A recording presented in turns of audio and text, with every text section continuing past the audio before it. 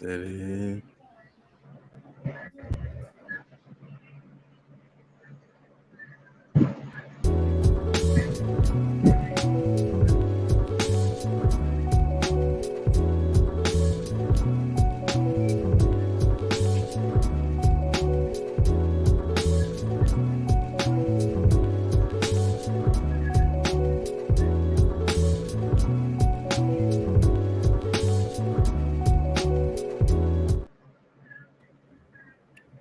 All righty, yes sir, yes sir. Welcome to another episode of D313XP, episode 13. We're back from a 2 week, might as well call it a vacation.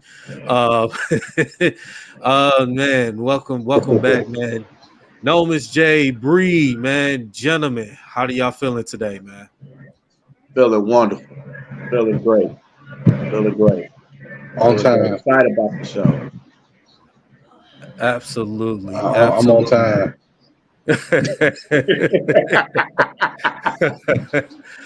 Oh man, so we got a great show today, man. This episode 13, man. We'd like to welcome our special guest of the Format Podcast, our guy, a former Army vet, uh, Bruce Hope, man. Thank you for coming through the show. Absolutely, gentlemen. Thank you so much for having me. I really appreciate it. Yeah, no problem, man. No problem, man. Thank you for coming through on the show. Very appreciate you, man. Yeah, man. So definitely we're gonna get this show started, man. So Bruce, man. So we're gonna start the show off with you, man. You can introduce yourself, to um, let people know about you, So we're gonna kick it off with you, man. Yeah. Again, thank you so much for having me, guys. For those of you who don't know me, like he said, my name is Bruce. I'm the host of the Format Podcast. Definitely can catch that on YouTube. You can catch that anywhere you get your audio podcast. Just type it in your podcast platform, and we should come right up. Make sure you like, subscribe, and share that thing. I am. I'm a sports nut. I do a lot of things. So, quick background on me. I was born in Washington, D.C. Grew up through my grade school years, high school years in Maryland, pretty much what used to be Redskin country, now Washington Commanders. But I was, for whatever reason, never a fan of theirs. After I left high school, I lived in Missouri for 2 years, going to junior college. Then I moved to New York City, lived there for 8 years. Then I joined the Army. So I've been all around. Served in the Army for 9 years, Germany, Iraq, Korea. I've been around a little bit, but through all of that, my love of sports has always stayed with me. I really, because I've been so many places, I don't particularly have like teams based on location. College football, I'm a diehard Notre Dame football fan. Go Irish! Just since I started watching college football in '93, that they were on every week, NBC deal, and every week I turn it on. There's a Notre Dame game. I sit down, I watch it. I fall in love with Notre Dame football, and that's what it is for me. Definitely appreciate college football all around, but I'm a diehard Notre Dame fan. NFL football. I'm a Baltimore Ravens. Love them. Been a fan of theirs for probably about 24 years now. So long time fan of theirs. And NBA, Boston Celtics. I've been a fan of theirs since 1986. Larry Bird got his last championship. I was in third grade back then. So, I love those guys, and I've been a Celtics fan ever since. So their recent playoff failures have pained me a bit, but it's one of those things, man. When you love a team for a long time, you're gonna have ups and downs, and it makes the ups that much more sweet. But yeah, that's pretty much my thing. I do a lot of things, as I mentioned. I actually, I am a trained and credentialed journalist. So during the football season, I cover the Jags for the Florida Star newspaper. Definitely do that, and a lot of other things. So yeah, that's me. All right, man. You got anything for him, no? All right. So, what made you actually want to go to the military, and like, what was your journey going through that whole process? Was it a fearful thing, Yeah. or was So it just like a family um, thing? Or yeah. So with the military, honestly, it was just I'm married, and at the time when I went in, my daughter was about 3 years old. And, you know, I was working retail job at the time. I think I was assistant manager at Finish Line or something like that. And the recruiter just came into the store one day, and I was talking to him, and I used to read a lot of books about the military, stuff like that. And realistically, I was just like, man, I got to do something better for my family, especially like healthcare, because, you know, a lot of jobs don't have great healthcare, and if they do, you got to pay an arm and a leg, and you're not really bringing home much of a check. And so I was like, man, I got to do something better for my family. So I'm like, I went home, talked to my wife, and said, yo, let's go get this. And that was pretty much it. All right, you're cool. Yes, but thank you for what you do, man. You know, you appreciate it, man. Thank you. Yes, Yeah, sir. absolutely. It was I don't regret it. Had some good times, met some really great people. Obviously, got to travel and see some places that I wouldn't have been able to see otherwise. Well, maybe I would have, but it made it a lot easier to see some places that maybe at that time in my life I wouldn't have been able to see. So, you know, been blessed enough to go to 11 countries and like 22 states now. So, you know, That's a appreciate blessing. all that. That's a blessing. Bree, you got anything for him? Now, since you said that, I got to bring this up. Like, out of all the places that you've been, what was your favorite place to be, and what was the worst place that you've been? So what's funny about that? I don't even think I have a worst. Like, so my first duty station was Germany, and that was pretty cool. And being where Germany is geographically, it allowed us to be able to travel to a lot of other places in Europe, because it's so many countries around it. So we were lucky enough, me and my family, we got to go visit Switzerland and the Netherlands, and I've been to France like 8 times because it's right next to it. The UK, I have family in England, so you know, you take a 2-hour flight, you're in England. So Germany was a really good duty station to go to. Korea was cool. I spent a year over there. Really enjoyed it. I was in Seoul. Seoul is an amazing city. So yeah, Seoul is amazing. Loved it a lot. Reminded me a lot of New York City. So realistically, I don't even know if I could pick one that was my favorite, but I definitely don't have a worst. Even when I went to Iraq, like, believe it or not, it wasn't that terrible. I was blessed enough that I never had to see any real combat. So, you know, I was very, very thankful for that. And I was able to obviously come home whole and healthy back to my family. So yeah, just blessed. And it was just a good experience overall. And I'm blessed and thankful that I got the opportunity to travel and see those places. All right, man. So, Mr. Bruce, man. So, tell us about how long you've been doing this, the Format podcast. Describe a little bit about your podcast. So, when did I start the Format podcast? I started it as an audio podcast probably around maybe like 2019, and I believe I started as an audio podcast, and at that time I was in journalism school at the University of North Florida. Really good program for a small school, believe it or not. And I was doing that, started the podcast, really enjoyed doing it. I did an internship on the sports desk at the Florida Times Union, which is the major paper here in Jacksonville. So that gave me some opportunities. But yeah, definitely was working the podcast, and then just reaching out, begging pretty much whoever I could on Instagram, hey, will you come on my show? And 2020, during the pandemic, I had been begging Rob Parker from Fox Sports 1. I had been begging him for months to come on the show, and finally he said, yeah, I'll do it. And so I did a Zoom with him, and I recorded the Zoom, and that ended up being my first show that I ever put on YouTube. If you go back and look, like, it looks so different from the shows I do now, right? But Rob Parker was on there, right? He's one of my biggest name guests that I've ever had. And so at that point, you know, my uncle's telling me, hey, listen, like, YouTube needs to be the direction that you're pushing. He's like, you gotta push yourself. Because I was like, at first I was like, you know, I'm cool with the audio thing, because then you gotta do the video editing, the post processing and all this, and it's a lot. And you know, just a lot of work. But he was like, you know, you gotta push yourself, and it's gonna pay off in the long run, trust me. So Yeah, since about 2019, I've been doing the Format podcast and just experimenting with different things, like different segments and different show lengths, and trying to get, the best guests I could possibly get, and really, interact with people and continue to try to grow it. So, yeah, that's where my journey has been with the show.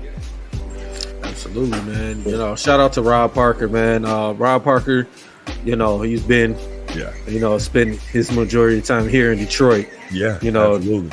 So, from Local 4, from the Detroit Free Press, he spent his long time here in Detroit, man. So shout out to Rob Parker doing this thing on the Odd Couple radio for Fox Sports Radio, man. So give a shout out to him, man. So, yeah, man. So,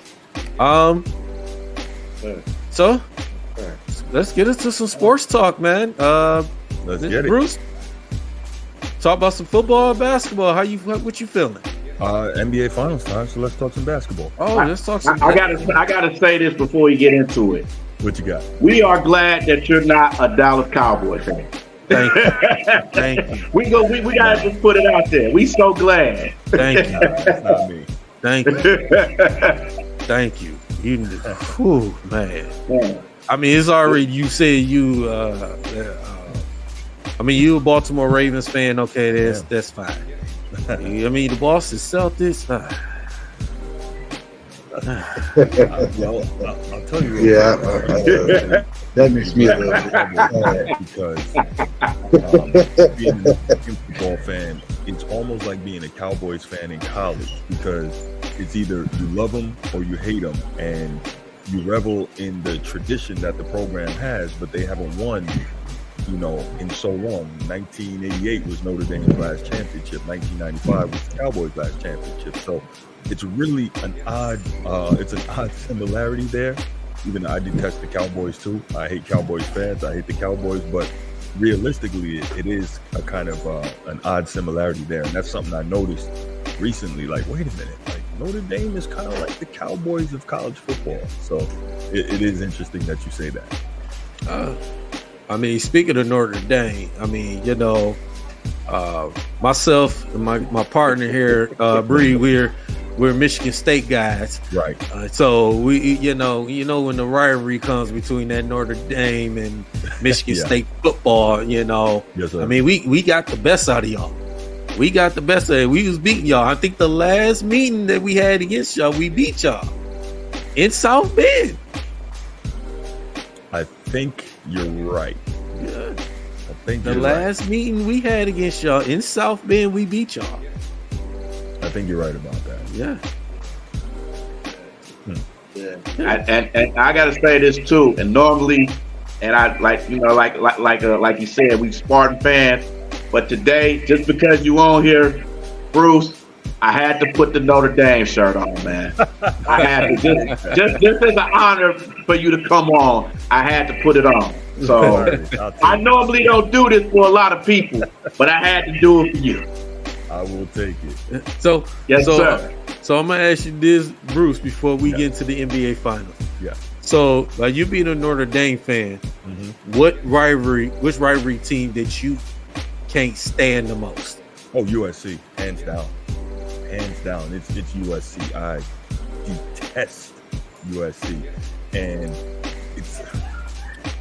I can't wait for them to come to South Bend this year, because I want to put it on them, man. I want to knock Caleb Williams out the game. I do, because he won the Heisman last year off of making us look stupid, and I'm a fan, but I'm also objective, and I can admit, man, he did things that you shouldn't do to people against us. I mean, there's literally a highlight. I think I made a YouTube short out of it, and I think I called it like Caleb Houdini made the Irish disappear. And I want to say I counted, and he broke like 11 tackles on the same play. It was terrible. Yeah. Wow. I hate USC. I mean, going back to the Reggie Bush push game and all that, like, yeah, I hate them. I detest them. And we had a pretty good run against them for the last 5 or 6 years. And then obviously, what's my man's name? The new coach that came from Oklahoma. He's just slipping me. But Lincoln Riley.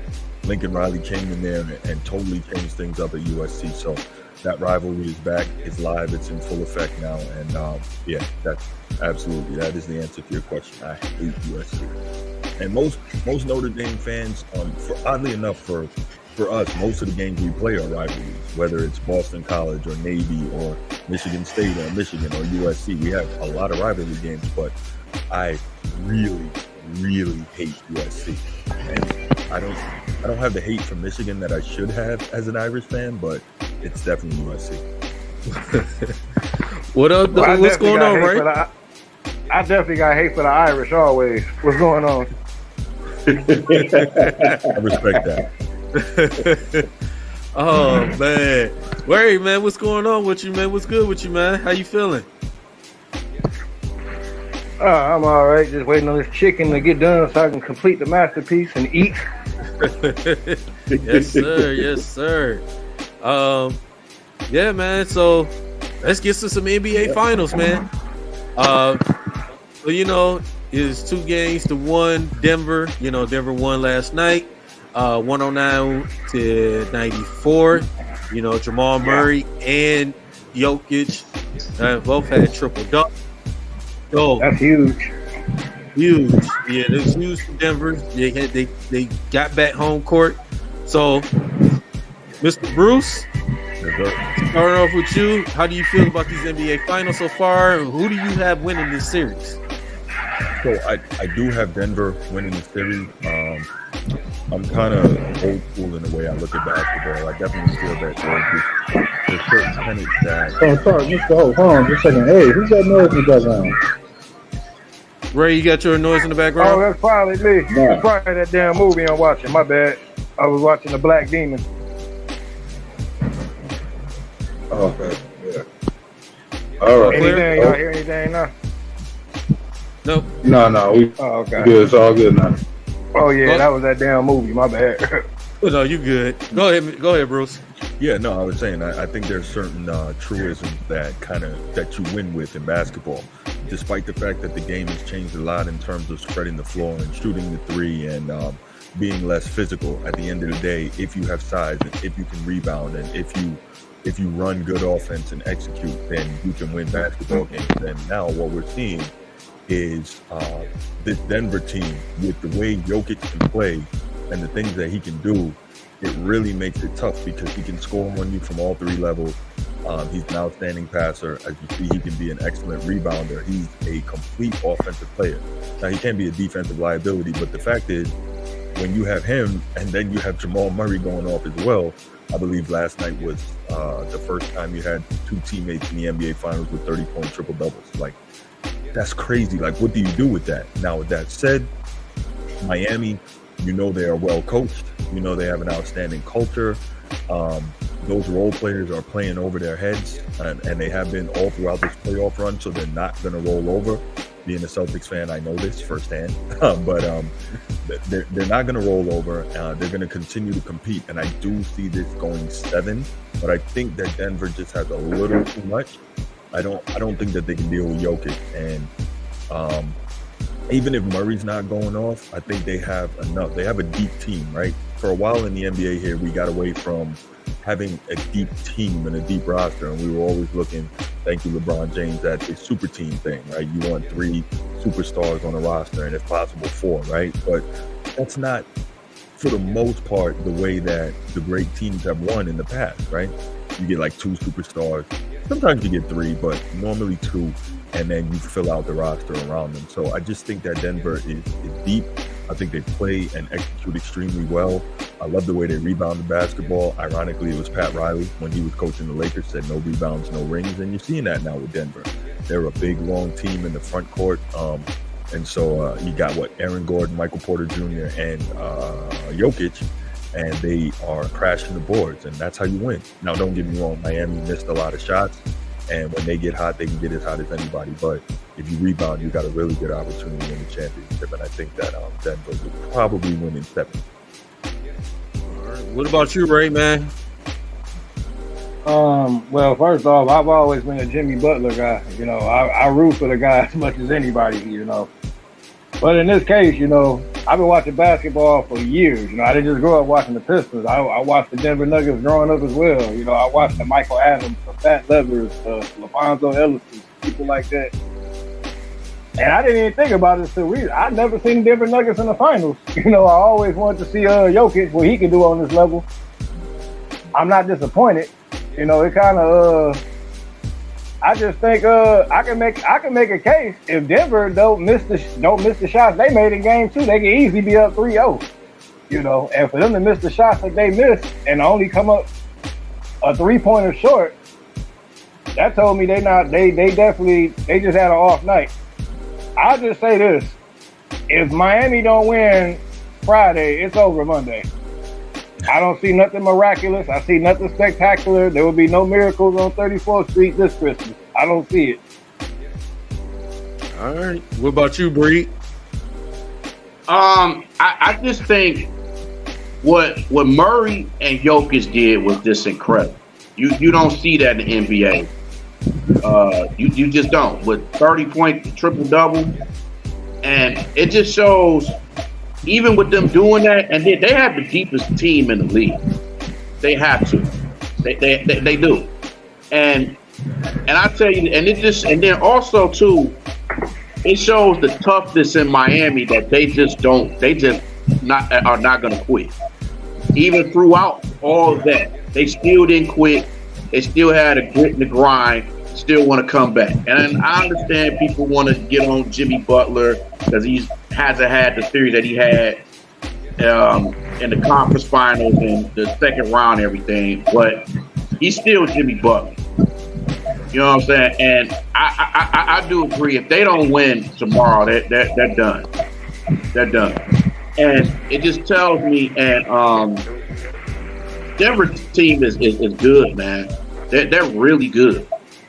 I know I know during the playoffs, people had them losing to Phoenix, and they took care of Phoenix. So I'm rooting for them to win the title. I look at they probably will win maybe, I would say 6 games, maybe 7. But I just think Jokic is just too dominant, and it's nothing they can do about that. And Bam Adebayo is one of the best defenders in the league, and he's having trouble, just like everybody else.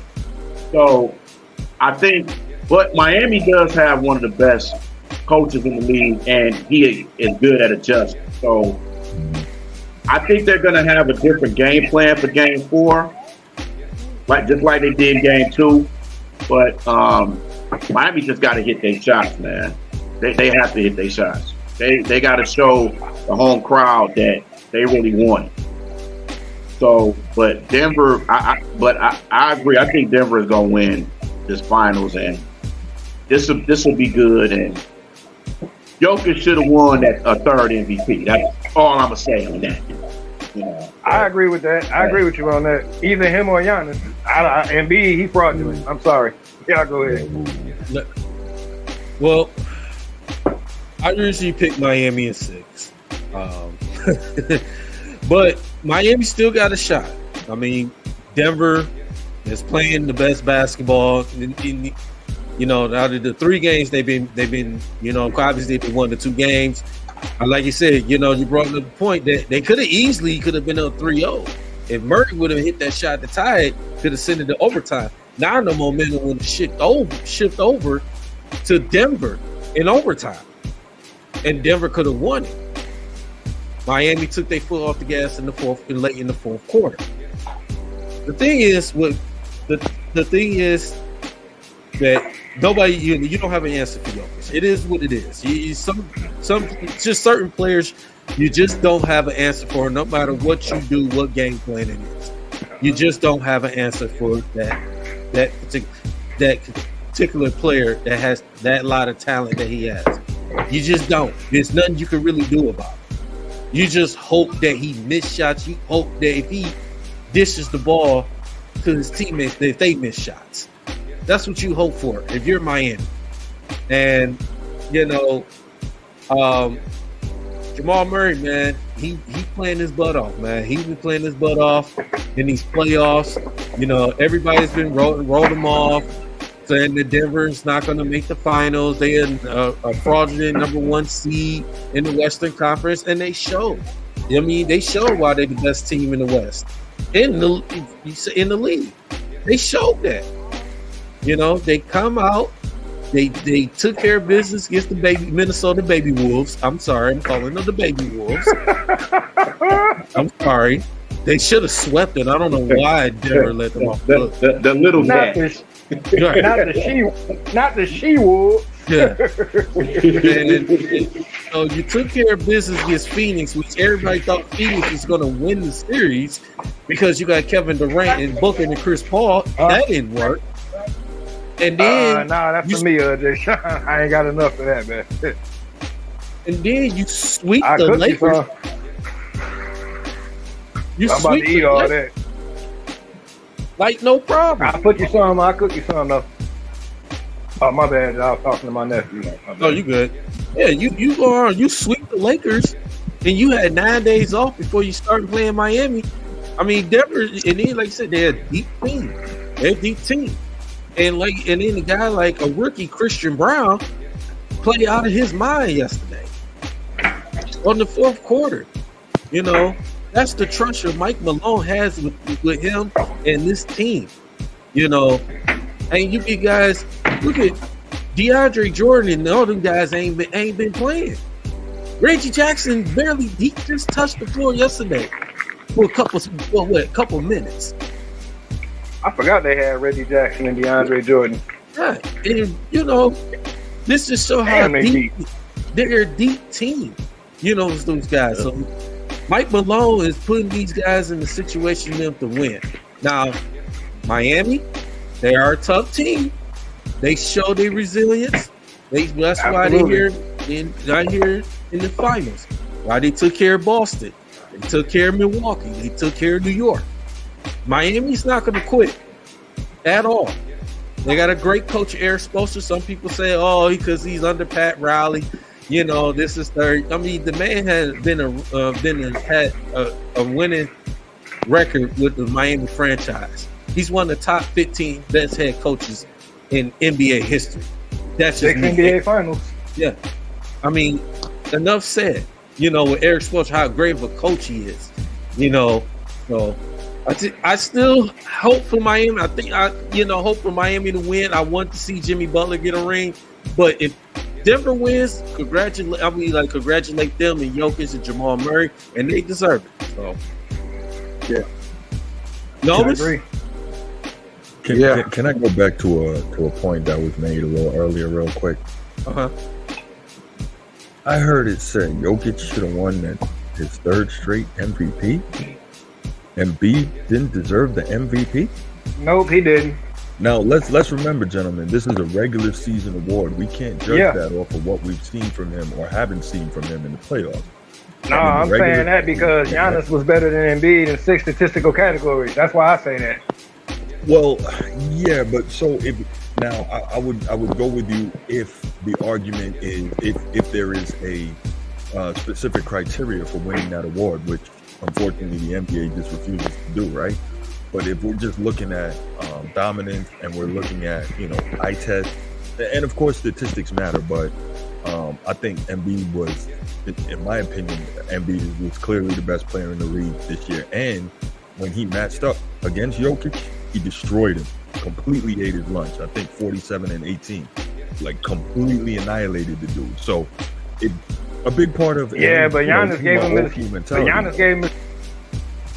Say again? I think we lost him. No, I was saying a big part of my old school mentality is, and it's not everything, but of course basketball is a team game. But when we're talking about who's better, and we both strap up and lace up those shoes, and we go out on the court, if I'm busting you down, you can't look at me and say you're better than me. Now, don't get me wrong, based on what we are seeing Jokic doing, performing at a historical level. Now, granted, competition matters. I don't think he's played a true center in this entire playoff run. Actually, he has in the first round, right? Against Minnesota. But for the most part, he hasn't played against an elite center. And, obviously in this NBA, the center position for the most part, it's Embiid. I don't even consider Karl Anthony Towns, but it's Embiid and Jokic, right? There's not really much in the center position. So it helps and I'm not trying to take anything away from what Jokic is doing, but competition matters, right? But anyway, on the MVP front, it is a regular season award, and I do believe that Embiid was the best player in the league during the regular season. Now, obviously, that didn't stand up to the scrutiny of the playoffs, and it really disgusted me how he just rolled over, 5 for 18 in Game 7 against Boston. That was pathetic, because when he wants to be unstoppable, there is no one in this league who can guard that man. But for the regular season, the right guy got the MVP. And I would have voted for him last year, too, if I had a vote.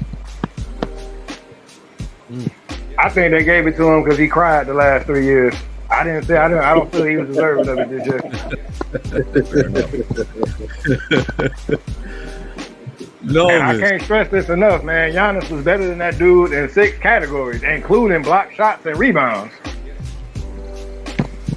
Yeah. So, and we not even gonna. I'm not even gonna bring Jokic in this discussion. That's just unfair. So I'll say this, right? You have a point about Giannis and leading in 6 categories. But let's look at this from a coaching standpoint, right? Depending on how many threes your team shoots, right? That takes away rebounds from your bigs, right? Absolutely, it does. I believe Philadelphia was one of the top 3-point shooting teams in the league, so that's going to affect the way your center rebounds. The coaching strategies, because I was just talking to a coach friend of mine yesterday, a former Division I women's basketball coach, so really astute on the X's and O's, and we were trying, because I'm always trying to figure out, like, what's the balance between trying to attack the offensive glass, and one of the things he says is, when you dedicate a lot of resources to attacking the glass, if you don't get that rebound, you're probably going to get beat in transition, either giving up a 3 or a dunk, right? And so a lot of coaches nowadays don't really make it a point of emphasis to attack the glass. So with Embiid not dominating the way he should on the glass, and don't get me wrong, it drives me crazy too. He should be better on the glass than he is. But I think that's part of what we got to look at.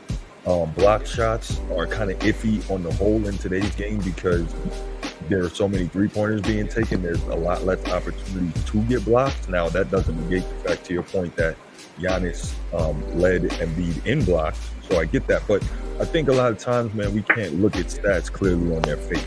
We got to look at, the teams and what type of role that plays in statistical production of these guys.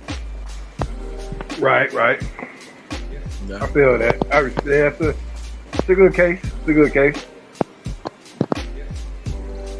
No, miss. Oh yeah. Before y'all comment, let me just say this. I gotta get this out the way. It's always a great day in the NBA when LeBron James is not in the NBA Finals. Yes, sir. Yes. Yes, sir. Yes. I'm with you on that. Yeah.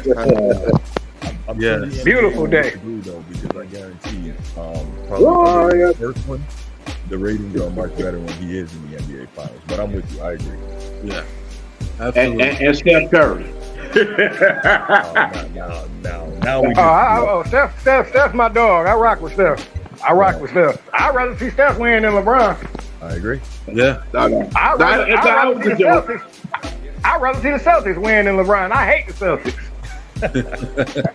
I respect that. I wish my guy was in the finals again, like he was back in 2019 and 2014 and 2013, Kawhi Leonard, but don't leave that. Yeah, sad story. I know. Bad case, definitely. No, miss, man. Turns out the Spurs was right about Kawhi. What's up, Noam? What's going on? Hey, I finally stay on here without getting kicked off. Screw StreamYard. Anyway, I had to switch devices. Oh my god. So my question I don't know if this got asked because I was, discombobulated. But do you feel like the NBA might try to stretch the series to a 7-game series despite us kind of knowing that Denver low-key should take this one? I think if Denver play their A game, there's nothing they can do about it.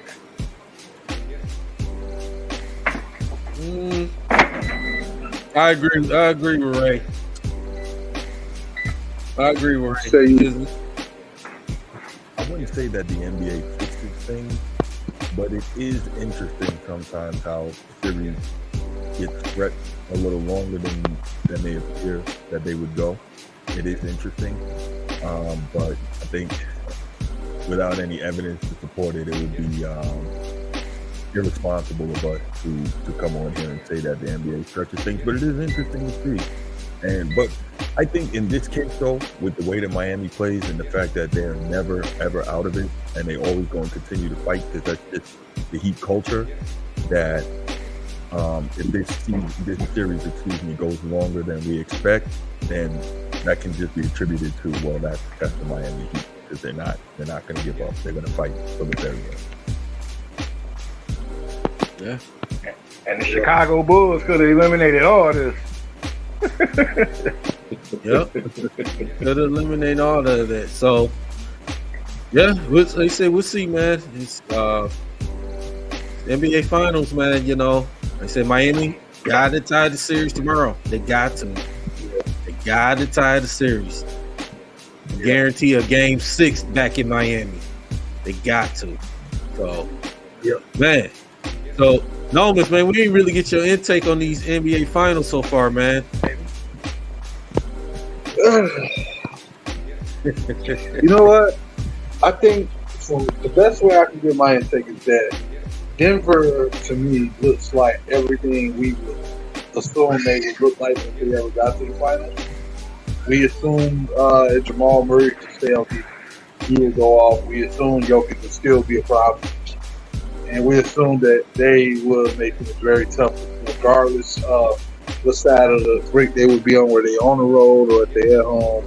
You pretty much going for a dog fight, because much as you say Miami don't give up either, we saw the Western Conference every game.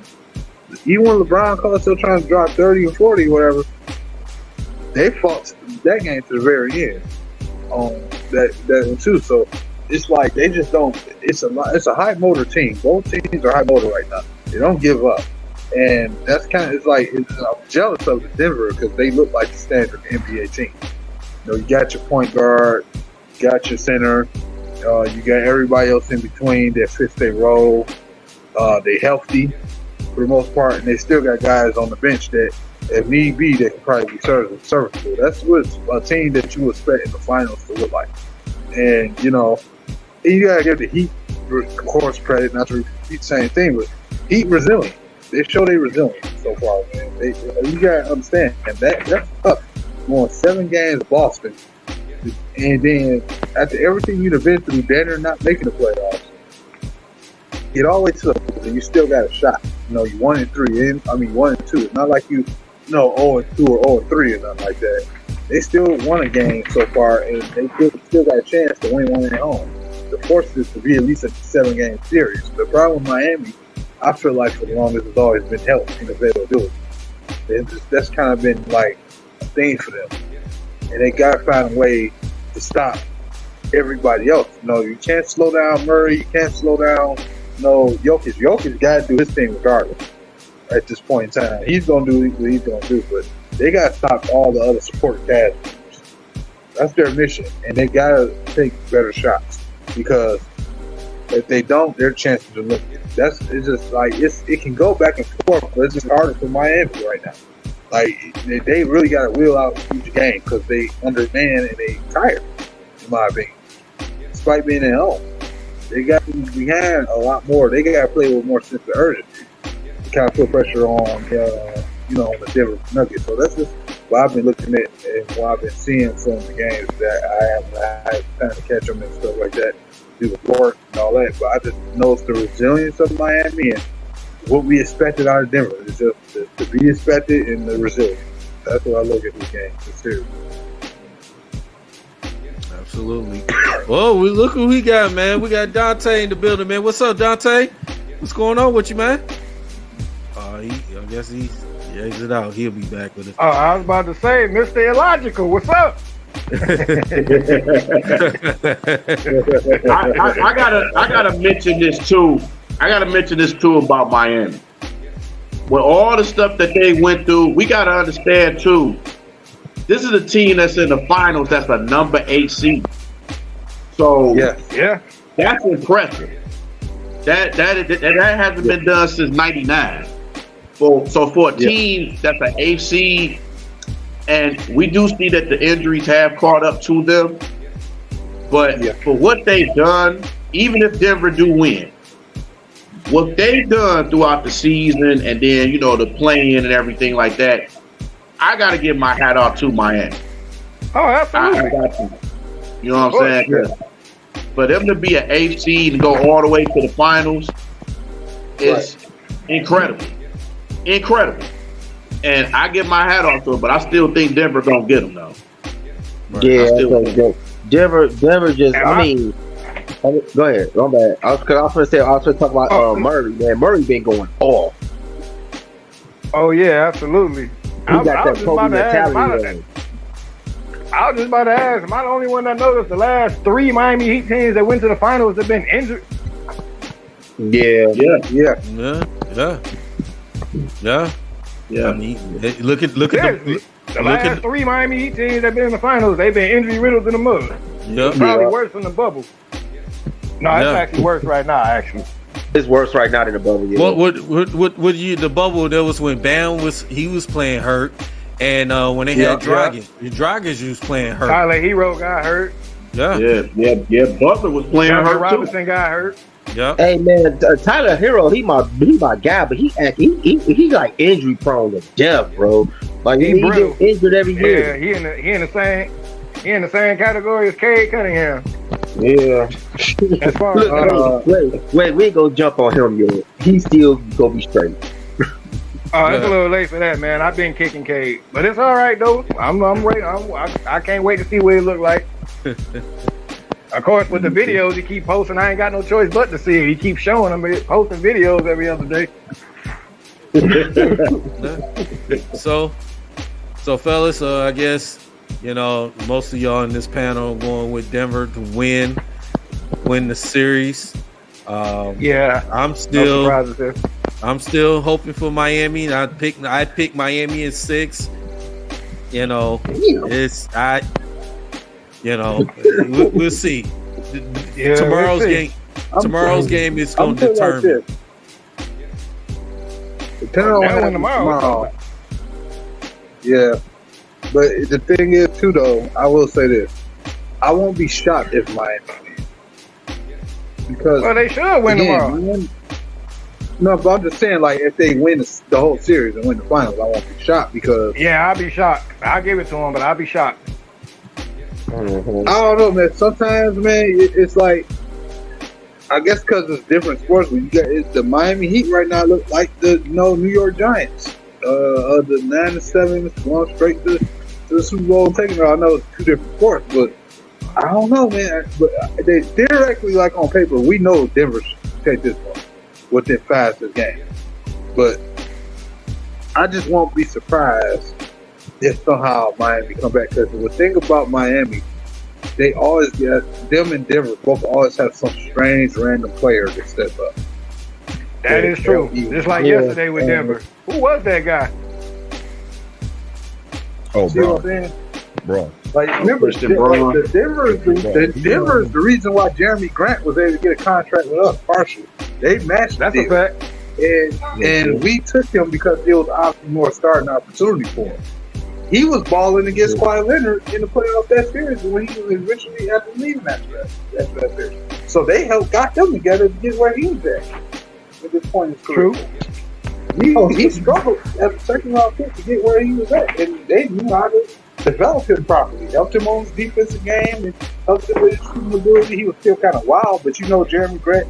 Hey, listen, I won't be mad bringing him back as a Pistons fan. Let's be real. Okay, let me ask y'all a question because I know this been on my mind all week. Have y'all heard Kendrick Slow Perkins? What did he say? Yeah. But he said the most stupidest. Okay, he called himself trying to check what's her name, Molly. He tried to check Molly over the fact that he sat there and said that Nurkic and Murray is not the best duo in the NBA right now. And he kind of backpedaled and said he didn't say that, but he did. Clearly he did. He said they're not. So he said that. I think he said that when they tried to compare him to Shaq and Kobe. I think that's when he said that. No, they was in the talk, But he was talking about they was talking about this right now with this season in the final. He was saying no, they not.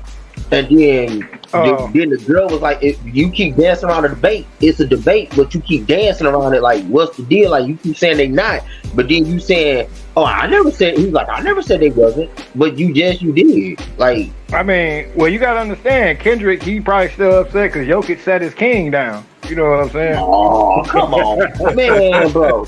If you that mad, bro, you mad over that, then he don't need to be an analyst, bro. He is really slow. He talk like he's slow. Man, bro. None of these clowns need to be analysts. Yeah, you ain't lying. Yeah, on second thought, you right. Yeah. Hey, I tell you who do need to be analysts. All of us. We should be analysts more than them. You know what I mean? Man, I'm gonna get fired. I'm gonna get fired. I'm gonna get fired in week 1. Me too. Cause they gonna like, no, bro. They gonna like, y'all gotta go, bro. They gonna look. They gonna be like this. Noam could come back. Daryl could come back. My man, the left of Noam could come back, but Ray Moore and Dante, nah, bro. We gonna end that contract right here. Like y'all could just. They not even gonna let Morris. They not even gonna let Morris in the building. No, no, he gonna get put out before he gonna get put out at the front door, bro. These nice guys. Hey, I was on this Facebook Pistons panel earlier. My homeboy, he the administrator, he left for a minute and let me run the channel. And we having a pretty good conversation. I wouldn't even bash nobody, you know. And some clown comes on. I'm calling him a clown. He said, and he was serious about it. He said the Pistons should go after Chris Paul. I said, yeah, you're blocked. In that talk right now. Would you go in that right now? I'm like, you're blocked. In that talk right now. You can't come. Yeah. You can't come back around here. All right. You're stupid. I see. We'll see. No CP3 plus. No, we don't need that.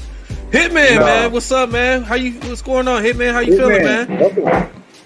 My fellow Spartan partner, what's up, player? How you doing? What it do, boy? What's up, no? Oh, damn, I'm in a room full of Spartans, Dante and fam, the whole fam, how you doing? Hey, what's up, Bree? All right, I'm in a room full of Spartans. I gotta leave. You got me and Noam here. We still go blue always in the building. Hey, no, you go blue? But y'all gotta remember, we got a Notre Dame fighting Irish guy here too. So you can't forget that. Hey. And I would have some choice words for that guy if he wasn't no Michigan sports fan. Wait, who? You talking about the guy to the left or no? No. Bruce. Our special guest, Bruce. Our special guest. Oh, yeah. Yes, our special guest. Thank you. Yeah, Bruce, cool. I just told him I'm always gonna have hate for the Irish. That ain't going nowhere. Yeah, sorry, Bruce. Sorry, bro. I'm surprised ain't nobody ganging up on me. So we're not gonna do that. Nah. If he was a Dallas Cowboy fan, then we would. Yeah, you a Cowboy or a Buckeye? Absolutely. You a Cowboy, Packer, or a Buckeye? Absolutely. Hey, so Hitman, how you feeling about these NBA finals so far? Who do you got winning this series, man? I mean, unfortunately, man, you know, as much the Heat loves to fight, and I dig they fighting spirit, I had Nuggets in 6. Nuggets in 6. Nuggets in 6. Yeah. Okay. That's all you got, man? I mean, basically, I mean, who gonna stop Jokic? I mean, they can't stop the Joker. I mean, the dude is a walking triple double, and then on top of that, you got 3-point shooters all over the place. You got Murray, and then you got KCP off the bench, and then you got you know what I'm saying? What's homeboy name? Gordon. You know, with the extra rebounds. Who gonna stop that? Yeah. Hey man, you know what? I think after watching Aaron Gordon play, we need to start putting more respect on light-skinned guys again. Aaron Gordon, he was throwing that respect. Hold on, man. I ain't going that far, man. I'm definitely going that far with it. Yeah, I ain't going that far. I'm there with it. and we give enough to K, so that should be enough. Exactly. Right, that's what I'm saying, bro. Even though we just be teasing Cade, but still. All right, man. Cade better come out and play next year. Cade better come out and play this season. I'm telling you. First time his ass go down like Joe Frazier, I'm saying something, bro. First time he go down like Joe Frazier, I'm saying something, bro.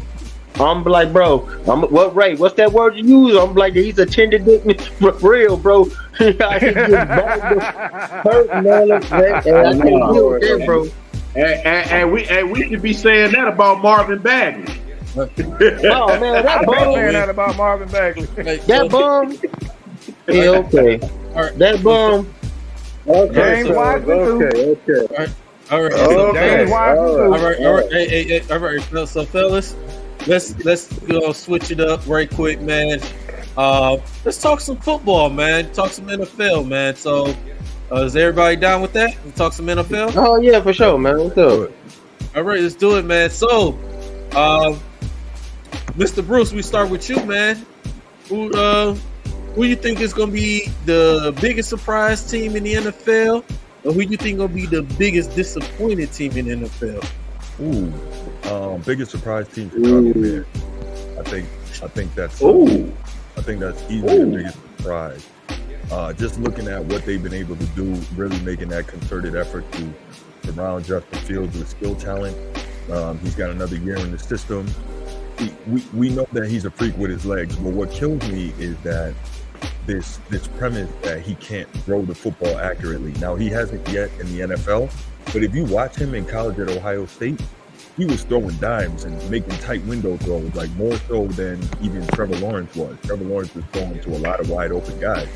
And Justin Fields was really operating like surgically from the pocket. If you look at it, what he was doing at Ohio State. Now he comes into the league.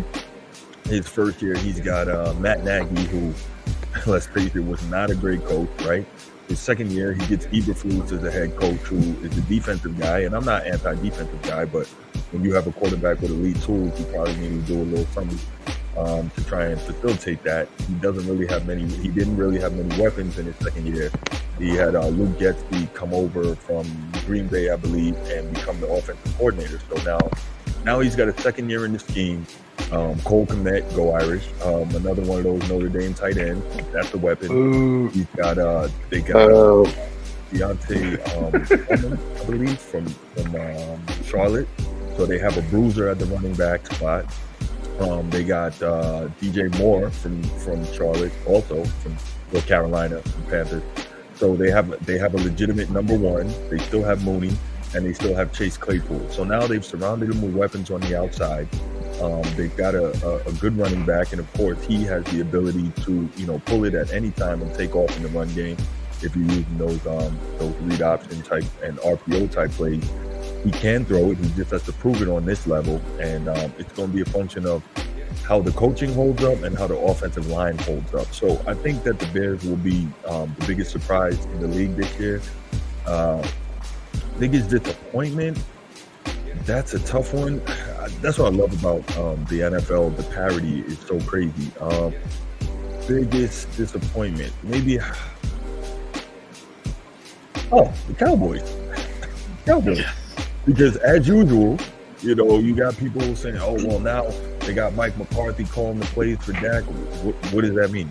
Dak is overrated and overpaid. So the fact that he's calling the plays is not going to mean much.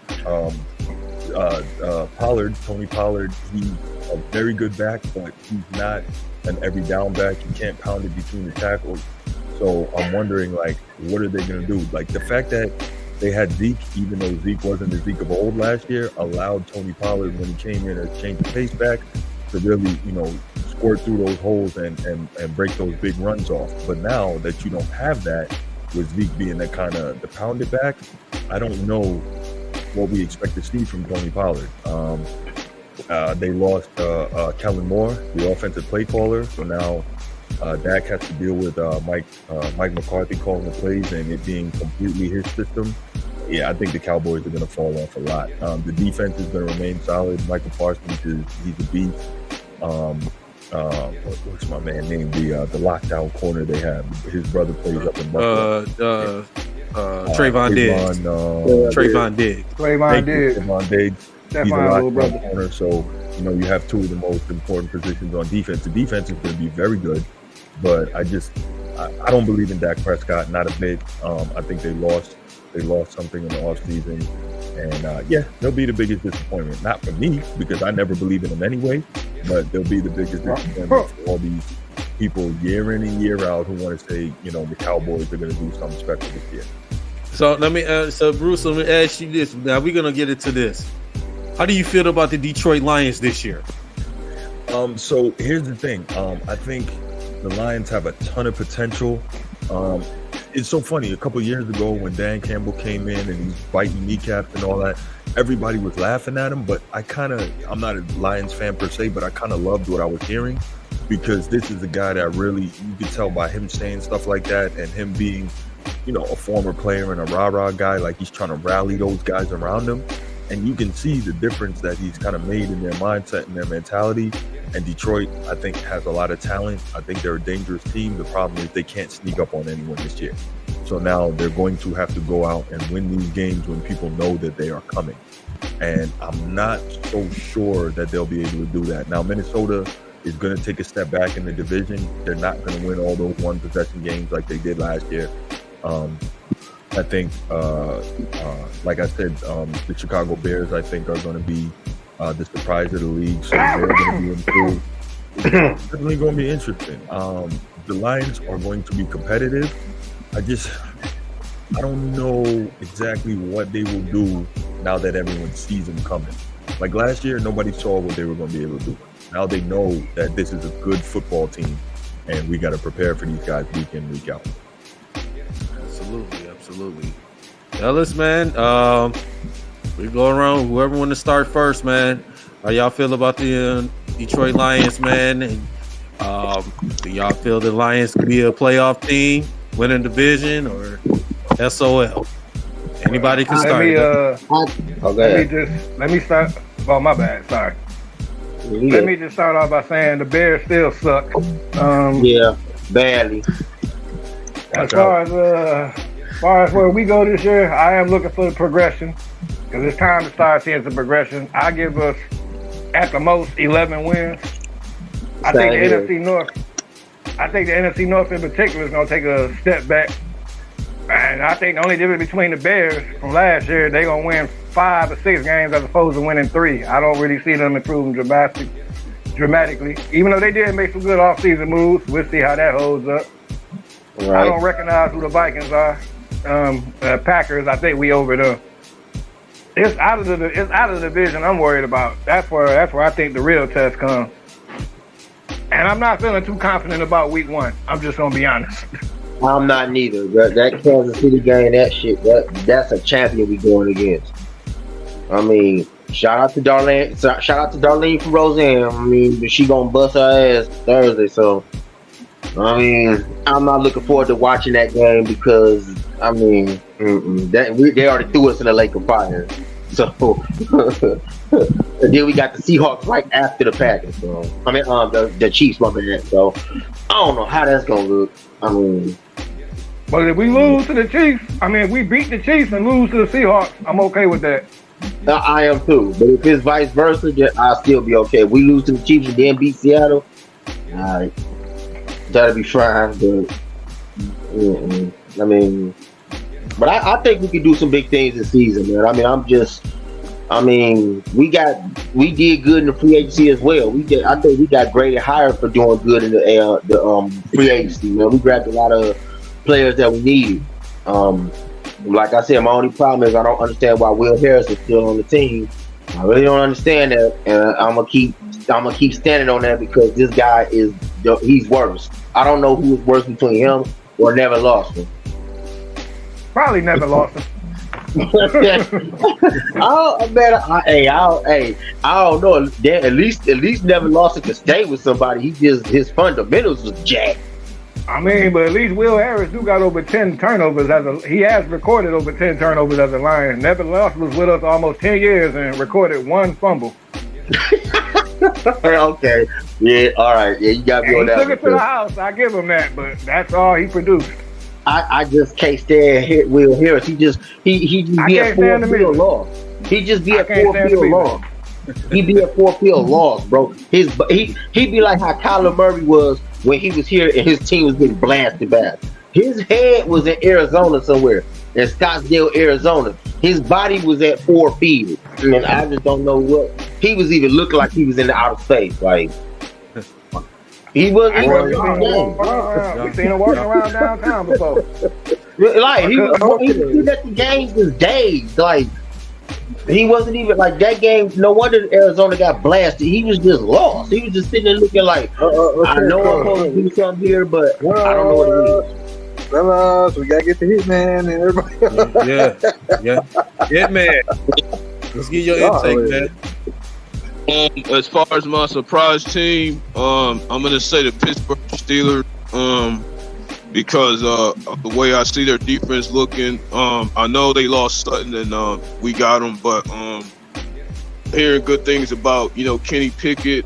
They just picked up Allen Robinson from the.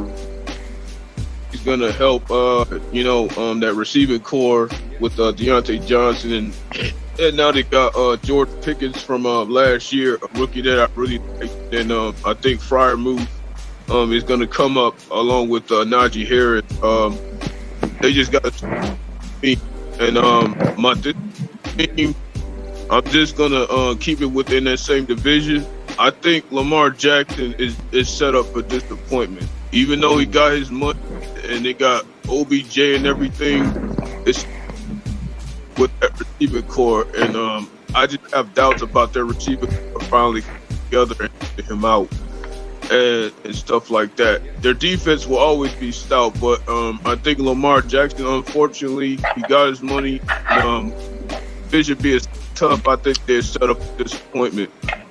Now, as far as how about the Lions, it hinges on two things: running game and stopping the run. We do well in two areas. I said at best, we put the North round, but not finish. Okay. You know what? It's interesting. Before we get to Bree, it's interesting that you said the Pittsburgh Steelers, and the reason why is because a lot of people don't think the Pittsburgh Steelers gonna be a playoff team because they got a young quarterback. But people forget, man, you got a great head coach of Mike Tomlin, man. Mike Tomlin is he's like the Eric Spoelstra of the NFL that version of. It's right. Like you never. That's a great analogy. Yeah, they never going to quit. And for Mike Tomlin, he never ever had a losing record. His tenure with the Steelers. So you mean Omar's twin? Omar's F's twin? Yeah. Okay. Bree, man, go ahead, bro. As far as I would say probably disappointing teams. Man, it's a lot of them you can say, but I think I gotta say probably the disappointing team. I'm probably gonna stay at the Denver Broncos. I just as much as I want to go for Russell Wilson, I think that division is too tough. And with the Chiefs and with Justin Herbert with the Chargers, I just think I think that division is too tough. I got Denver as one of my surprise teams. Oh, I got Denver as a bounce back team, actually. Russell Wilson. They're gonna surprise you being disappointed. I'm gonna tell you that. Think about it. They was a playoff caliber defense yesterday. Last year, the offense was shit. They got most of their same defense. It's gonna be the same as this year. Trust me. Yeah. Russell Wilson still gonna be throwing you got Sean Payton calling the plays. It is not gonna be the same as last year. It ain't gonna look nothing like last year. They're gonna get blasted twice by Kansas City. I know that. Yeah, Mahomes gonna get about 50 on them. I think they're gonna beat Kansas City once this year. Oh, they don't know. They're not gonna beat them in a playoff game. But then again, I don't know. They might not beat them in the season game either. Yeah. Now, as far as surprise teams, I I'm gonna throw a curveball. I'm gonna say the Atlanta Falcons. I like that team. They got Pitts, and their defense got better getting Okuda, and they got AJ Terrell corner too. So they got a nice defense. I think they can surprise people. I got a visual for y'all.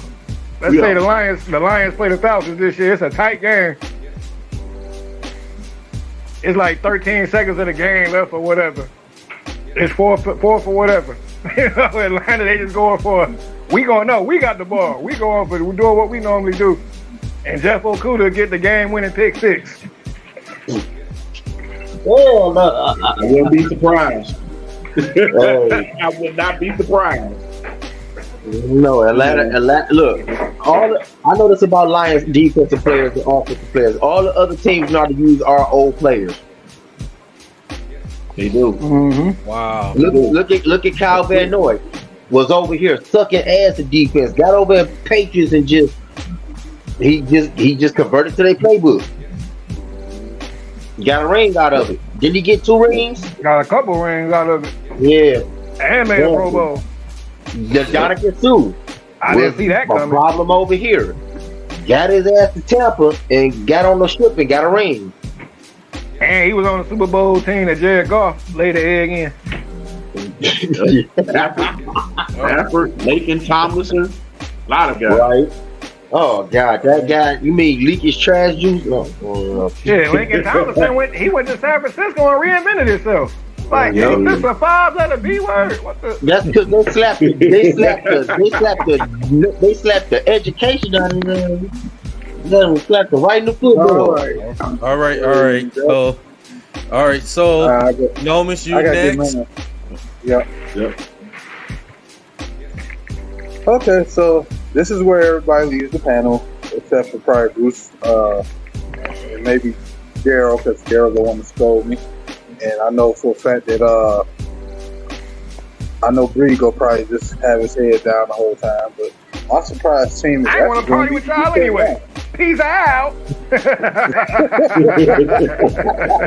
Well, my surprise I don't have to take this. I'm going home. Oh man. So my surprise team is actually going to be the Detroit Lions. It's going to be the Detroit Lions, yes. That's my surprise team. Because we didn't seen the Lions before. We never had this much hype going into a season. We had our minimum hype, for having playoff years. And then the expectation would always be we were going to win. We would just, wet the bed every time.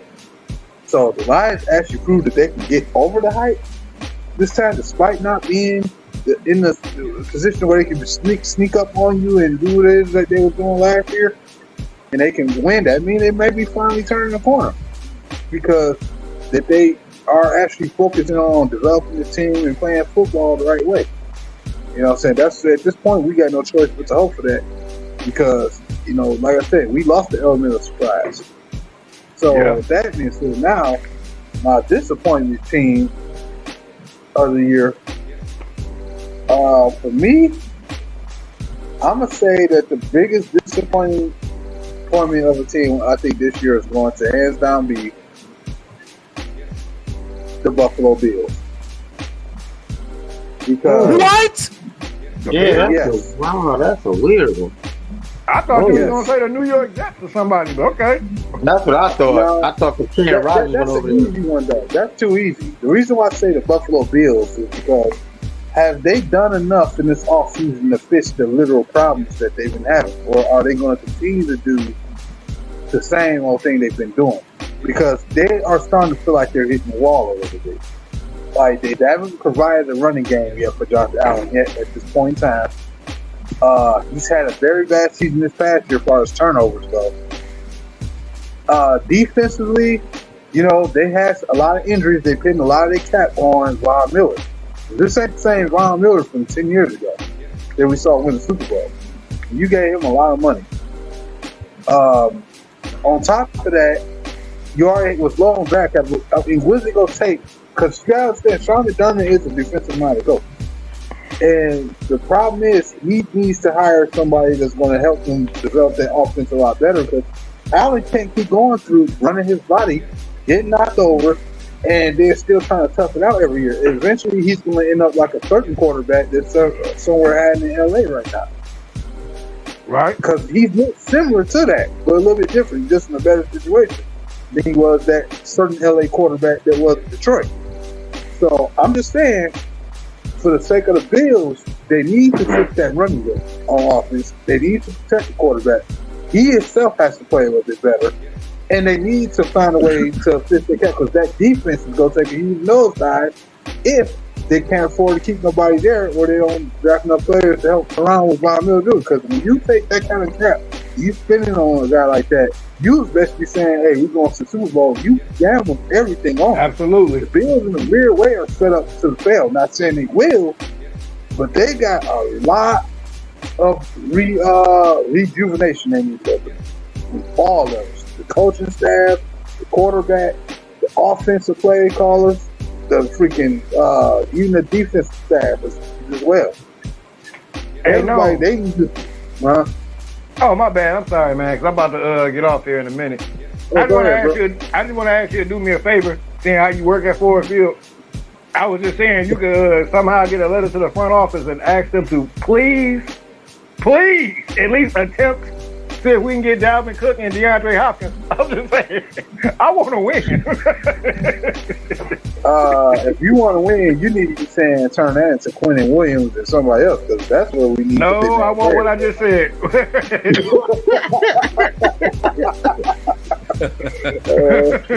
I mean, them other guys. I was wondering when we was gonna hear it. I knew somebody was gonna say it. I knew it. I knew it. That's right. I want Dalvin Cook and DeAndre Hopkins. Yes, I do. I knew it. I especially want D-Hop, but yeah, I do want both of them guys, and we can get them. Why the hell not? Why not? Hey, I'm gonna have to agree with Ray on that though. Yeah, at least get Delvin Cook over here, man. We already lost Swift. Shit. I mean, I'm not scared of no defense. If we got them two on our side of the ball, I'm not scared of no defense. Wait. I'm gonna have to disagree with that, because we just literally gave up a running back that can only play 5 games. Now y'all want us to get another running back to play only 5 games a year? Come on now. Let's make it make sense. What you think? No, we trying to get over the hump. No shit, we trying to get over the hump. What 5 games of a running back? Okay, let's I don't want to talk about no damn 5 games. We still got Will Harris, bro. He would be with us now, so we ain't got to worry about him getting hurt. He only get hurt when we play him. Okay, listen, gentlemen. Let's knock off the Dalvin Cook talk. We not getting. Listen, we got David Montgomery, we got Jahmyr Gibbs, and we got my man's Muhammad Ibrahim. I like all of them. Yeah, so we don't need no Dalvin Cook. We don't need. We ain't gonna even think about. Bullshit. Yeah, hell we do. But go ahead. We don't even think about it. No. Did you finish with your surprise and disappointment? Yeah. Okay. Sorry. All right. Y'all be smooth though, man. I'm out of here. All right, Ray, man. Thanks for coming through, man. All right, man. Nice meeting you, Bruce. Y'all be smooth. Hey, pleasure. All right. So, so let's see. I'm gonna go with my biggest disappointment. My biggest disappointment, I'm gonna have to go. Is somebody in the AFC.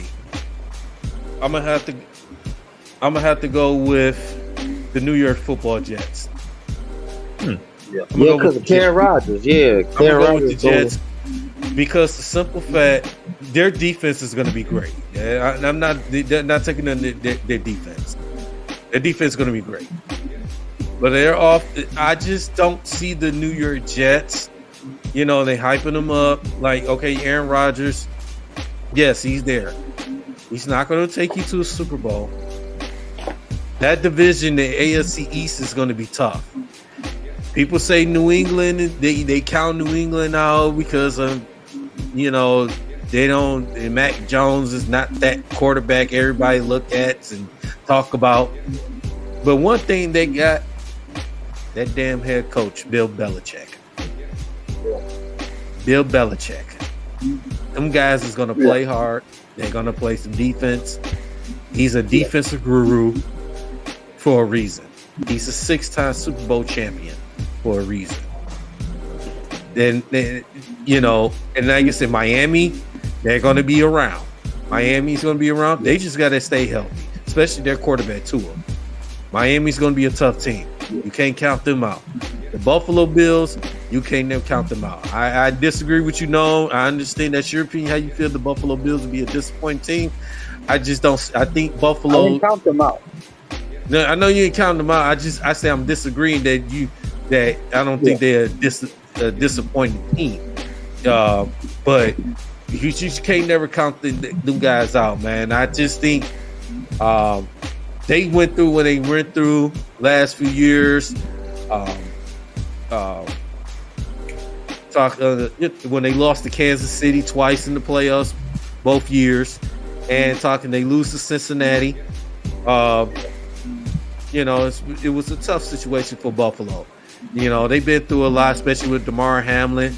You know, saying you know, I'm glad he's back on the football field. So it's important. You know, I'm glad he's in good shape. You know, he's in good spirits. So, but that division is going to be so tough. I just don't think the New York Jets offensively is going to be as everybody what they think it is. I just don't think the New York Jets is. I think they'll be the disappointing team. You know, Aaron Rodgers is old. He's about 38, 39 years old. He's not going to. I just don't think he's going to do what Brady did with the Buccaneers. I just don't think he's going to do it. You know, he's going to get smashed on. I just don't think that line ain't going to hold up for his ass. I'm going to tell you. Yeah. And then they got to shore up their offensive line. So I just don't see it. Now, the biggest, my surprise to me, y'all won't believe this when I tell you this. The Houston Texans. The Houston Texans. The reason why I say the Houston Texans because DeMeco Ryans head coach, that defense, he's going to get that defense together. You get Will Anderson over there. They drafted. You got some young studs over there. That's going to buy into this DeMeco Ryans and that coaching staff, especially on the defensive side of the ball. It's going to buy in. And I know they got a rookie, you got a young quarterback. I know they do. But Houston Texans are going to be the surprising team. Watch out for them. They're going to be competitive. They're going to play hard. They're going to win some games. I don't think. Now, obviously, they're going to make the playoffs. But I think they're going to be more competitive. They're going to give Jacksonville a run for their money in that division. I think people got the time. Bruce shaking his head like, nah, man. That's why I'm laughing too. That's why I'm laughing. I don't see it. I like Stroud a lot, and I see good things for him in the future. But this year, I definitely see Houston coming in last in the division. I think that with a healthy Jonathan Taylor, I think the Colts will be back second in the division. I think that Tennessee is always well coached. They're always tough. If Derrick Henry's still on that team, they will be competitive. I think the Jags, as of right now, are the best team in the division. And you got a healthy, refocused Calvin Ridley adding to that receiving core. That could be a very dangerous thing. So I don't see much success at all. This is probably going to be the worst season of CJ Stroud's football life. So I don't see much success, but that could be a good thing because that means they draft high and you know, get some more stuff to put around them. But right now, I'm trying to think, besides Dameon Pierce, like, who are the weapons that they have for him? Like, I get the defense will be improved, but unfortunately, this is the NFL in 2023, and the NFL doesn't like defense very much. So it's a quarterback and weapons league, and you've got the quarterback, but where are the weapons? So I don't see Houston as being able to give the Jags a run for anything. I mean, they're playing competitively in the games, but I think the Jags are clearly the class of the division at this point. They've got coaching, they've got the quarterback, they've got weapons for them, and you know, that's what I see. I don't think Houston is anywhere near ready yet. But before I let you go, right quick, I would say this. Now, the problem when you said the coach, I get Jonathan Taylor. You know, I get he's one of your best players on that team. But who's their quarterback? Who's their quarterback for Houston? I mean, for Indy. So if it's Anthony Richardson, and I was just talking to my friend about this earlier today, if Anthony Richardson is the starting quarterback, Jonathan Taylor better have 300 carries if he's healthy. Like, you turn around and you give that guy that ball as much as humanly possible. And with a guy like Anthony Richardson, you can also now utilize the RPO and read option concept. So because of his legs, you can do a lot of the same stuff that you're going to do with Justin Fields up in Chicago. So it's definitely there to have, moderate level success. Nobody's saying that, they're going to go win a Super Bowl, but if it's Anthony Richardson, you don't put too much on his plate. And what we got to remember with the Colts, Shane Steichen had a lot of success. I believe he was in Arizona with Kyler Murray, and we saw what he did in terms of helping to develop Jalen Hurts. So Shane Steichen seems to know what to do with these type of quarterbacks. I just don't see it with the Colts. In Tennessee, I mean, like I said, Derrick Henry's still on the team, fine, but you can't trust Ryan Tannehill.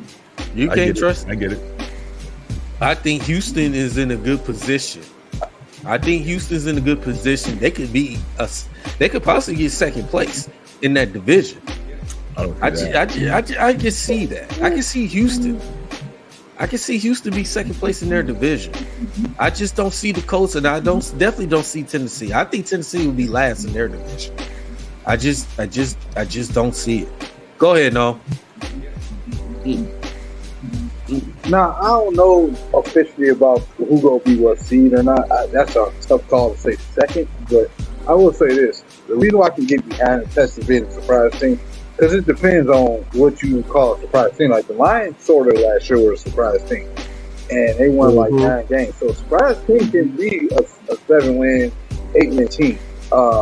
And a disappointing team can still win 12 games, but we just know the fate. Like that team with that star on his helmet. That there's always disappointment. There's been a disappointment even winning Super Bowl.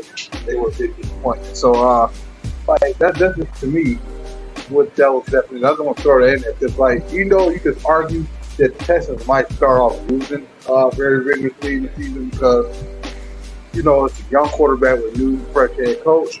I think they will start off kind of losing in the end, but I think they will gain some traction at some point in the season. I think they'll start winning a lot of games. I will say that because they're going to lean on their defense. I think they'll figure something out offensively maybe down the line because DeMeco Ryans is going to bring a little touch of what he learned over there for Kyle Shanahan, the 49ers. So they're going to try to develop an offensive system that's going to allow them to be more fluid with the run game to help support that defense. So that's something I will assume that they're going to do as a because, again, they got a young quarterback, and you don't want to make this mistake trying to put too much on. So that's why I say I can get with Daryl when he says surprise if he's talking about 6 or maybe 8 game season because over there in that division, the chance could be 10 wins and everybody else is 7. Right? That division just stay like that. So I see where Daryl comes from. That I can dig it. What on my estimation, as far as the Bills, when you look at the teams they lost to in the playoffs, they lost to teams that did everything that I noticed they don't. That's protect the quarterback, they run the football. The Bills don't seem to properly do those things consistently enough. I know Joe Burrow, that's a little bit different when I say protect the quarterback, because for him it seems like he just more like had to protect himself. But they just couldn't get to him. And at the end of the day, they still found ways to win the football themselves, bro. That's just what the Bills are missing. They had the receivers, they got the talent, they just don't have, they're missing a couple of links. So when I say disappointment, I'm not counting them out. I think they'll still beat the Jets, actually. I might even argue they could end up sweeping them, depending on the scenario. But I just don't feel like they're going to hit the wall. I just feel like they're going to hit the wall again at a certain point in the playoffs. I don't trust them enough. And that's just what it comes out to why I say they're going to be big. It's disappointing because it's like, what's it going to give? Like, we've been hearing Josh Allen, Super Bowl this, Super Bowl that, Super Bowl bound this, and it's like, it's kind of, it's starting to sound like the Cowboys. No, I gotta add on to Noam what Noam talking about too. That's why I think he said the Bills, because the fact of the matter is the Bills have been to the playoffs and they have gotten deep. They have gotten almost there. They almost at the Super Bowl, and then they just choked. Like, I mean, I understand the Kansas City game when they went against Kansas City, that kind of didn't fall in their favor because Kansas City got the ball first. So you knew what was going to happen there. You knew Mahomes was going to try to run it down there and win. That's all he wanted to do. He wanted to get it over with. But then with the Cincinnati, I really think they had a better chance of beating Cincinnati. And they choked that away because Joe Burrow has no line. All right, so fellas, our special guest Bruce, you got any final thoughts, man? I know you got to get out of here. This was great. I definitely appreciate it. It was a lot of fun, and it was cool. Definitely. Part of what I love about sports talk is just getting the different feelings from different people, and especially when you take into account like regional considerations. Like you guys are Detroit guys, so getting that, it's rare that I get to really talk to a bunch of people about the NFC North.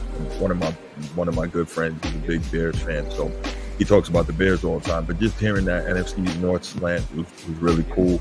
And just kind of, you guys gave me some stuff to think about in terms of biggest surprises, biggest disappointments, and I really appreciate that. So definitely good stuff, and I look forward to talking with y'all again. We definitely appreciate you coming through on our show. Definitely appreciate it, man. And just again before we let you go, where can people follow you on the social media platforms? Yeah, absolutely. On Twitter, you can follow at Bruce F.A. Hope. That's at Bruce F.A. Hope. Instagram, The Format Podcast. TikTok, I believe, is also The Format Podcast. And, of course, you can find The Format Podcast on YouTube and wherever you get your audio podcast. Absolutely, man. Absolute, man. Absolutely. So, Mr. Bruce, we'd like to thank you for coming to our show, D313XP, man. We're glad to have you. You was wonderful. You was great with us today, man. We love to have you back on our show. You're more welcome to come back anytime. We definitely gonna be checking out the format podcast. So we definitely gonna be checking you out and show the love and support, man. I appreciate that, gentlemen. Y'all have a good night. Thanks again for having me. Thank you, brother. Thank you. Thank you again for your service. Appreciate it. Yes, sir. That's what's up, man. Like, I got a question for Noam. I got a question for all three of y'all at the top, man, because I've been thinking about this on my mind all day. I wanted to talk about I'm glad y'all touched on the Monte Williams thing, because I was thinking like the reason he probably said no the first time is probably because he got a lower bag. They just threw a bag at him, and it was just some random, probably was like some low random bag, and he said no. And right before he was about to leave, they probably threw that grand bag at him, which remember they said he took an offer he couldn't refuse. Well, let me say this. Let me go ahead. Let me go on this one though, right quick. I'm gonna say this. Well, even then, he was gonna, if he didn't take the Pistons job, he still would have been straight for the next few years. Yeah, because he was already still gonna get paid by the Phoenix Suns. Yeah, they still had to pay him. Wait. Question: What year deal was he on with Phoenix? I can't remember exactly, but he had like a couple more years left on his contract. What? Yeah, he had a 6-year deal with Phoenix. I think he was going to be a good coach.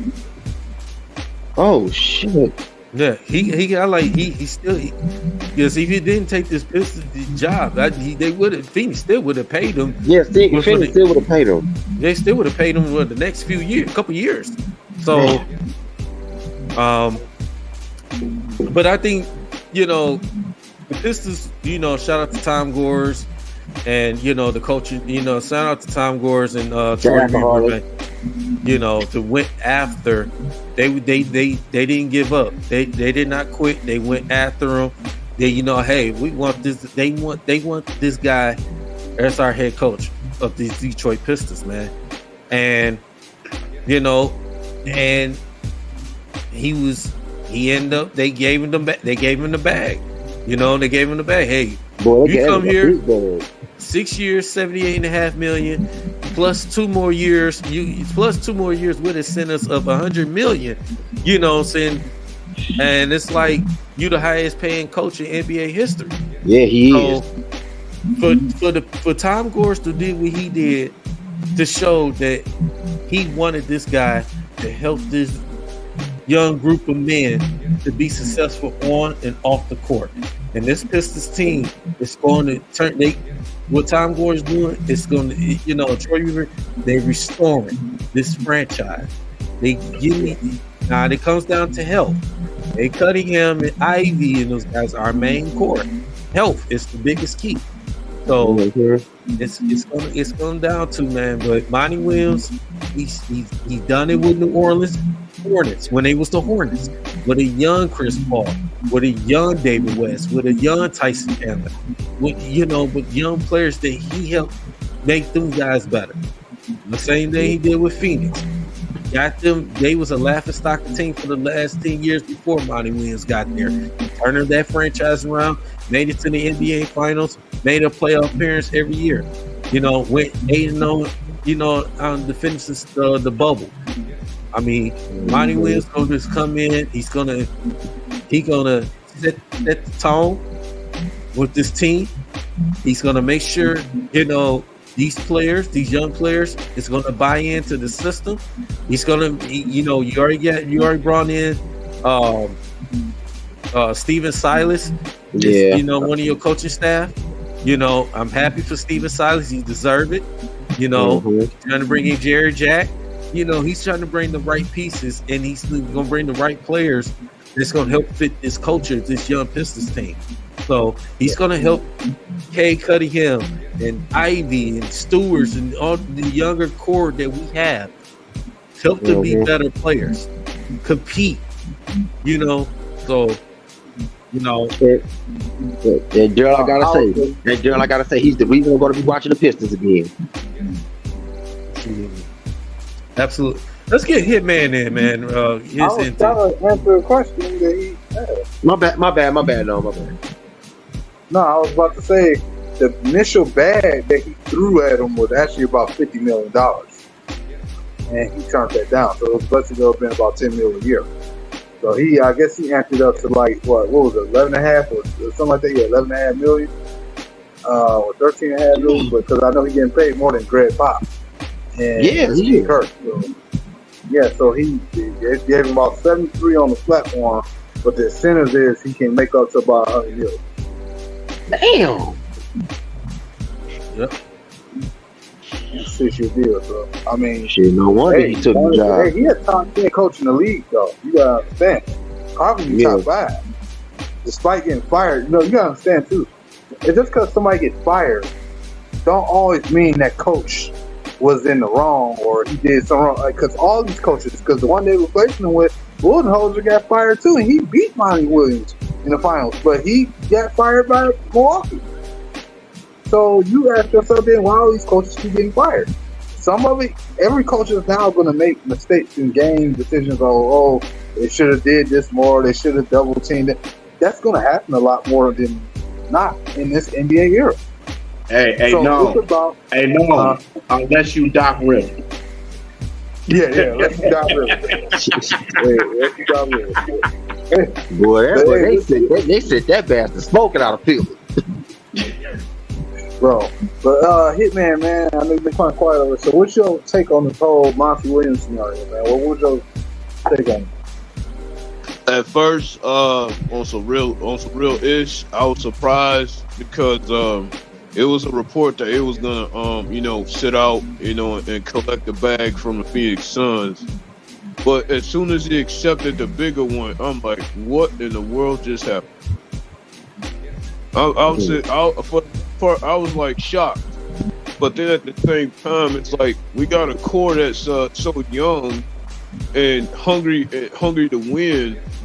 I think Cade and Ivy is gonna benefit the most out of this, and I can't forget Duran, who is also gonna benefit from this. I mean, he's pretty much gonna be the Pistons version of, I'm gonna say Ayton, but with a bigger Ben Wallace mix, if I can say it like that. I'm not saying he's Ben Wallace yet, but Duran is in development. I say with those three players, along with Wiseman or Bagley coming off the bench, I mean, this could be a possible promising situation in the next few years. So I wouldn't be surprised if we're in the playoff picture the year after the next. I got you off the K wagon too. I'm just glad that Casey ain't there. That's the thing that I'm happy about. I'm just happy that Casey ain't there no more. On the sidelines. You know what I'm saying? Like I said, man, I got like 7 players that this team needs to build around, and that's Cade, Jaden Ivey, Duran. I'm still rocking with my man Stu and Killian Hayes and Eugene Omori, and I'm still trying to show love with Livers too. Because the thing is, they do everything we need them to do. Most of that unit, I said, they all zoomed in, they all zeroed in, focused. They all have a lot. They all at some point help on defense. They all can get to the rim and play and put points on the board. They don't have the veteran guys to help them out. I don't know what the pick's going to be. You know, where it's going to be Jerez, if it's going to be Whitmer, if it's going to be one of the Tim boys, whatever they call themselves. I don't know who's going to be, but veteran-wise, like we already said, we want to bring Jeremy Grant home. But even JT McDaniels for the Sixers, I wouldn't mind him, because you need somebody out there with them that can properly help get those young pieces in line. They can help make sure people on their assignment. With his experience, he could be helpful. You know what I'm saying? Like as a wing small forward for us that can help probably play 3 and D. We need to start thinking like that. Pistons fans are assuming that we need to go out there and try to steal some dude's name. No, you need the veteran guys that can match. I don't really care for Bojan to be on the team. Bojan could be a help, especially if he was off the bench. That's why I said I didn't like him on the team, because I feel like him and Alex Burke could be really good off the bench. But if you get a veteran that really can help us, Breed, don't do that to me. You know how I feel about Bojan. I don't care about that. I know, that's why I'm laughing. but the concession, if you look in our history, though, guys like Bojan normally come off the bench. But I know it's a different time and all that stuff, and the situation we were in. But it's just that, they need some veteran defensive guys that can also command the locker room, like how we used to have with Marcus Morris. You know what I'm saying? We need that help. And when we get those pieces, we go, and they can say healthy, that's the biggest thing. We're going to get to see the lineups and how he quarters the line. We're not going to be focused on firing him theoretically, because our regular season should be going better. Keyword should. I didn't for sure anything. I didn't say anything, but I'm saying it should be. That's why I felt that Tom Gores personally said, F this. We trying to decide who it's going to be. This is the guy to go get. Let me go spin the bag. Oh, he don't want this? No, fuck this. I'm giving him this. And voila. And that's why we are. This, for me, I wasn't like, oh my God, let me jump up and down. I'm like, okay, I totally get this. I totally get why he's doing this. But yeah. Y'all want to get some final thoughts? Okay.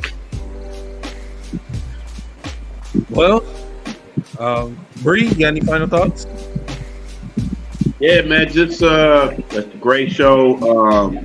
Just shout out to Bruce for coming in, being a special guest. Shout out to just everybody who just came in and everything, man. And just great topic, great show, and just had a lot of fun. And hey, it's just the beginning. It's just the beginning. Hitman, you got any final thoughts? I mean, basically, as far as the Lions go, I'm just gonna say that health is a big factor. We got to stay healthy. That is a must. If we got any shot of winning the division, I know everybody been talking about, they pegged us as the favorites and all that, but health is a big thing. And on the Pistons side, same thing. And I'm saying this directly to Bagley and Wiseman. Study your body so you can learn how to put muscles in the right places so that you can be more durable. You gotta study your body so you can be more durable. So this Monty Williams thing can finally work. Because I'm sick of all this losing, bro. I'm tired of it. I want to see us contend for playoff spots at least in the next 2 years, at the most. That's my real.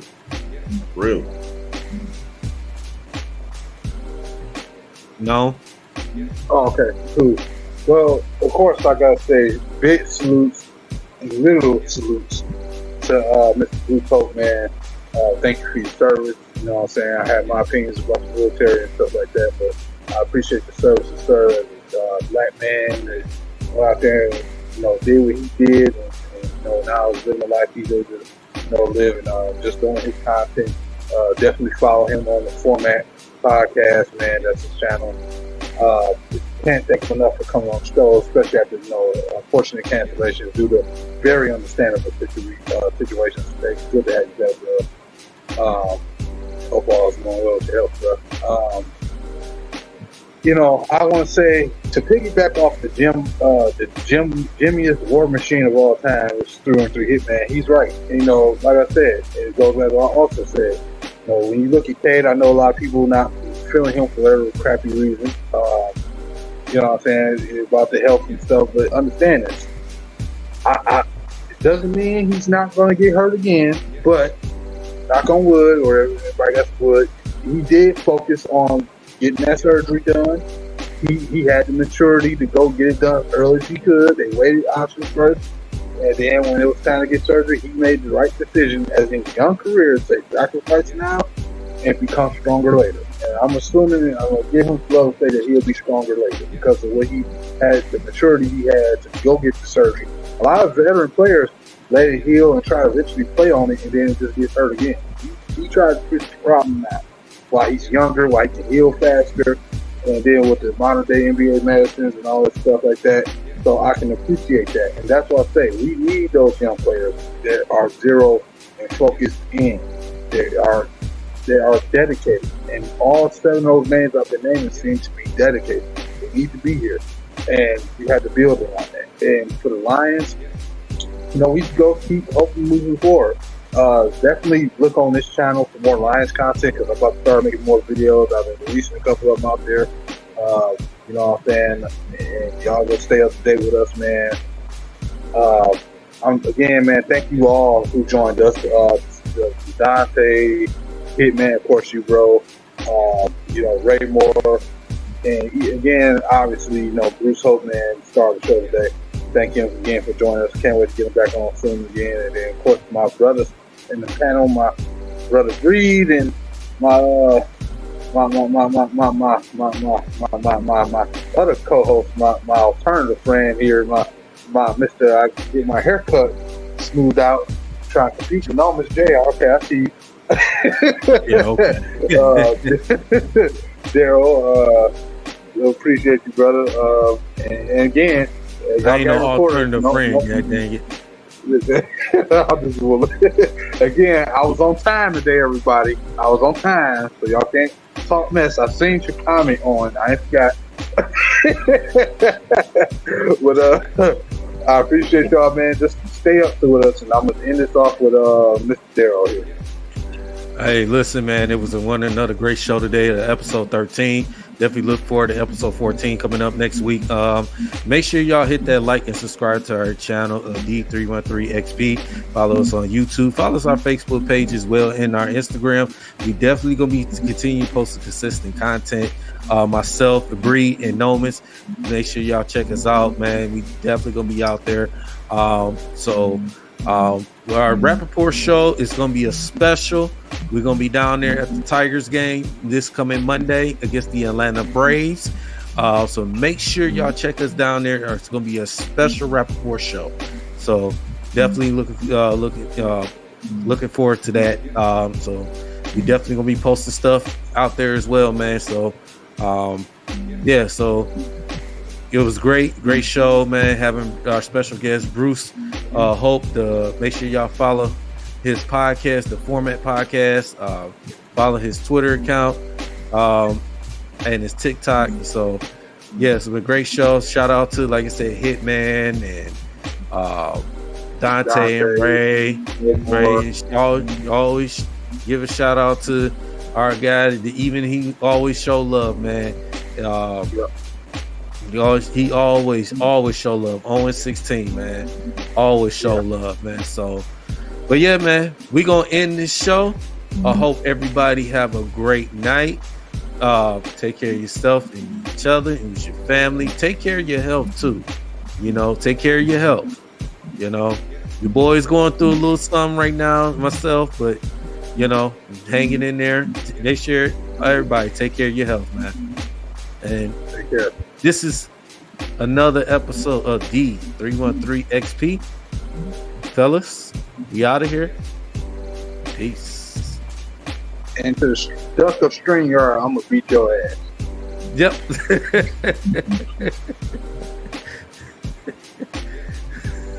On